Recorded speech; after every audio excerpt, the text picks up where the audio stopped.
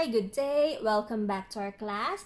So, for term 5, we are studying about chapter 7 still, forces and friction, okay? So, for the past weeks, we have been studying about forces and what are friction, what are the effects affecting friction, so many things. Okay, so for today, we're going to make a summary. I know last week you made a concept map, okay, and then so for today we're going to answer some of your workbook together, and then you're going to answer your student book, okay.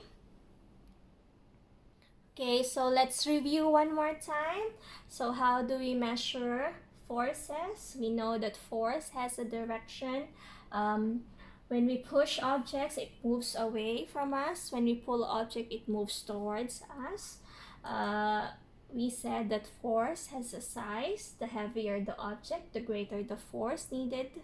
And then we use a spring scale or a spring balance to measure the force, and its unit is in Newton, okay? We also studied about resultant force, if you can remember. Resultant force is the single force acting on an object. We said that if you look at the diagram, you will see that if they are in the opposite direction, you can compute the resultant force, okay?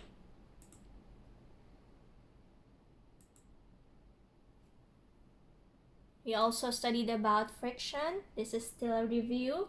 Okay, we said that friction acts in the opposite direction of the motion. And then if the surface is smoother, there is less friction. If the surface is rougher, there is more or greater friction.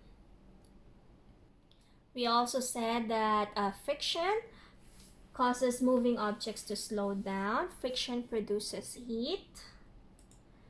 And friction affects us. Friction allows us to walk without slipping. It allows moving vehicles to brake or to stop. And friction can also cause wear and tear, okay? And then we can, what can we do to increase friction? We can add tires, or we can increase the roughness of the surface to increase friction. We can also add spikes or use gloves to increase friction. What can we do to reduce friction? We can use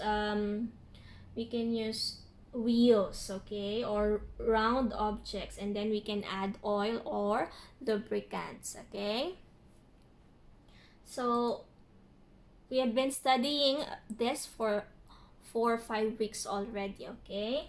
So for today, this is your homework.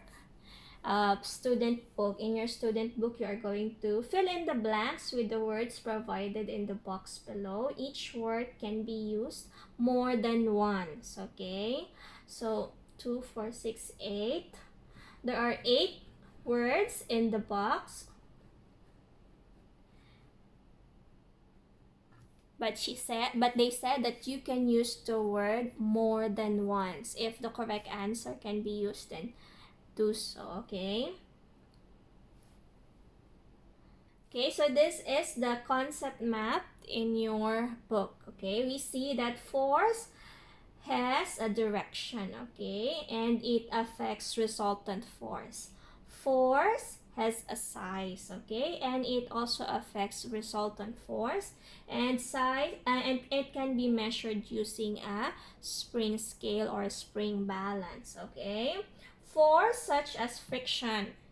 We also studied about friction can be reduced or increased, okay? We can reduce friction, add oil, or make the surface smoother, or use round objects or wheels, and you can increase by increasing the roughness of the surface, okay? So before we continue, I want you to get your workbook because we're going to answer your workbook all together, okay? Okay, so do you have your workbook with you? Get your workbook. Open your workbook to page 77. Okay, we're going to answer all together. Okay, when we go to the class, when we open the school, I hope you will answer this page because we did it now. Okay, so for number one, the question is, what do we use to measure force? Okay, this is so easy. What do we use to measure force? So we only studied about spring scale. Okay, so the answer should be letter B. Okay, write in your workbook. Number two, which of the following is true? This one is a little bit difficult. You have to read all the sentences and then decide if which sentence is true. Okay, so number one, letter A, only one force can act on an object at a time. We know that this is not true. Letter A is not true because there are more than one force acting on an object at one time. And then letter B, we can change the size of a force. Letter C, when we exert a push. Oh, the question is, each of the following is true, right? True, okay? When we exert a push on an object, it moves towards us. When we push, it moves towards us. So this is not true. Letter D, when we exert a pull, it moves away from us. So it's not true as well. So the answer should be letter B. Okay? We answer up to number 10, okay? We answer all together, and then your homework will be number 11 and number 12, okay? So 1, 2, we continue. Number 3, which of the following is not true? This one is not true. Which is not true? Letter A, there is friction when an object moves through liquid. When an object moves through liquid, there is friction. Is it true or not true? What do you think? So the liquid has also a surface, and an object has a surface. So when it moves in liquid, even if it's liquid, there is still friction. So this one, letter A, is true, okay? Letter B, to move a stationary object, the force exerted on the object must be able to overcome friction. Yeah, to move, if you have a stationary object, if the object is not moving, how are you going to move it? You have to exert a force more than the friction, okay? So that it can move. So letter B is also true, it's correct. Letter C, there is no friction when an object moves through air. So it says that there is no friction when an object moves through air. This is not true. We know letter C is not true because even in air, there is friction because there's a contact within the air and the object, okay? So we know letter C is not true.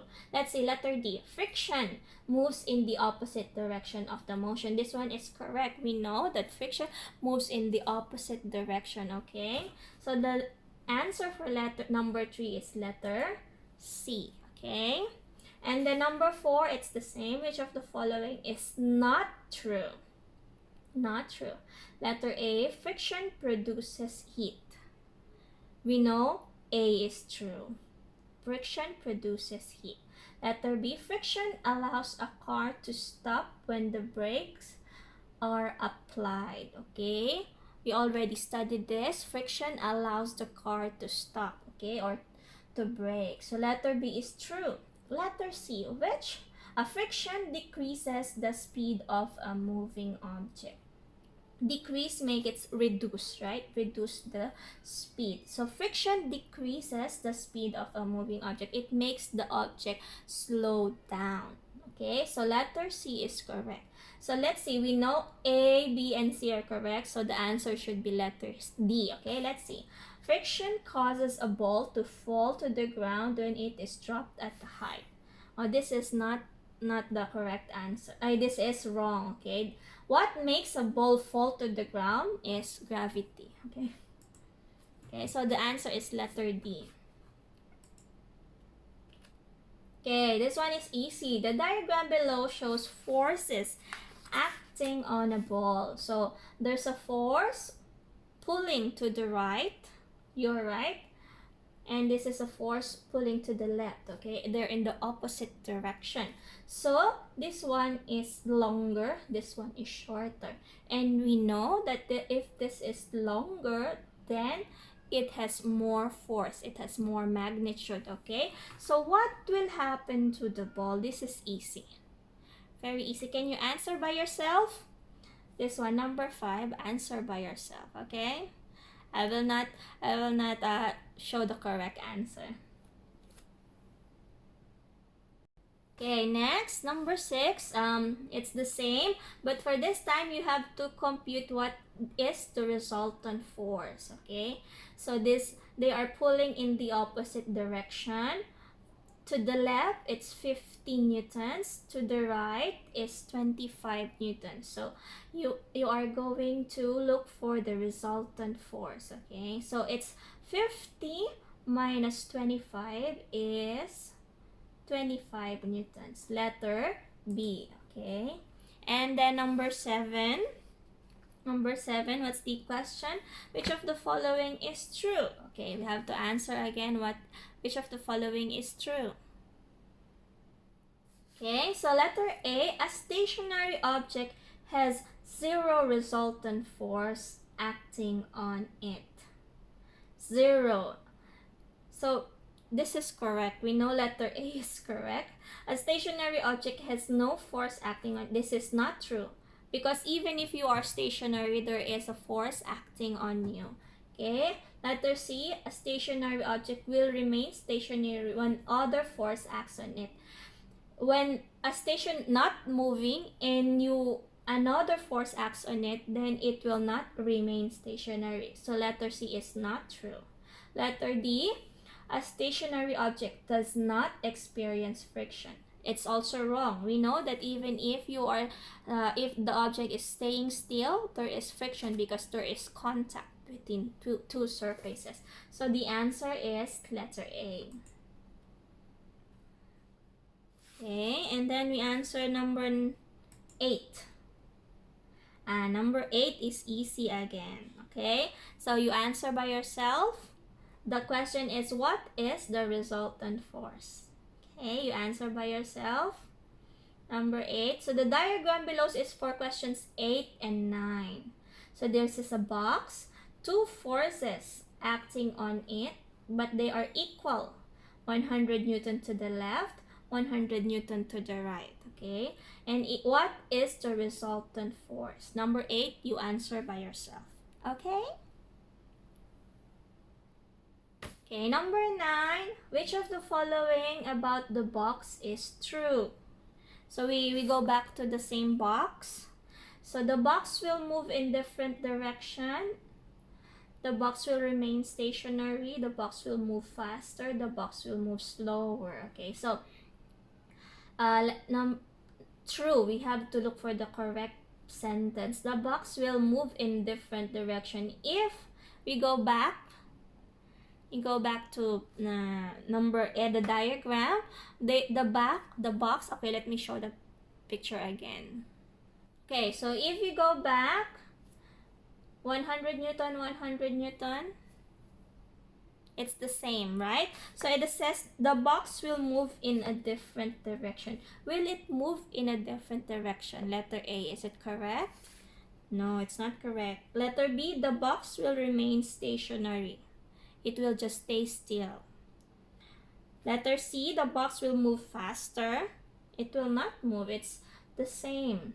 Opposite direction, there will be no movement, and the box will move slower. So the correct answer is, so what is the correct answer? It should be letter B, the box will remain stationary. Okay, and number 10, which of the following is true? Again, which of the following is true? Letter A, friction always move in the opposite direction to gravity. Oh, this one is wrong. It should be in the opposite direction of motion. Okay, so letter A is not true. Letter B, the greater the mass of a stationary object, the less resistance it has to motion. The greater The greater the mass, less resistance. So it's wrong, okay? It should be less, okay? The rougher the surfaces, the more force needed to move an object across it. Okay, letter C is correct. Because the rougher, if it's rough, then you need to exert more force for you to be able to move it. And letter D, the smoother, the more force. Okay, this is wrong. So the correct answer is letter C. Okay. So now for number 11, I want you to answer by yourself. Number 11 and number 12. Okay. So which of the following reduce friction? Two correct answers. Okay. Number 11, you answer by yourself.